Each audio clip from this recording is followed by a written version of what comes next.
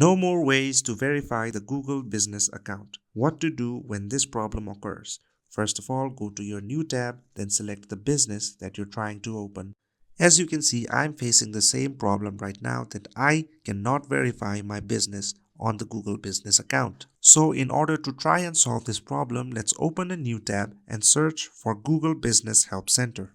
And doing so will lead you to the Google Business Profile Help section. When you click it, you'll be redirected to their page. Once you reach this page, select the Fix Verification Issues option and you'll be led to this screen over here. When you reach this screen over here, you can scroll down and visit the Contact Us section. And this will help you specify your problem to Google. Once you reach this side of the page, select the first option, then fill the options and the blank forms with whatever information you have to offer. On the writing section, write "I'm unable to verify my business account" and then press Next. Again, in this section, there are multiple details available which will help you specify your issue.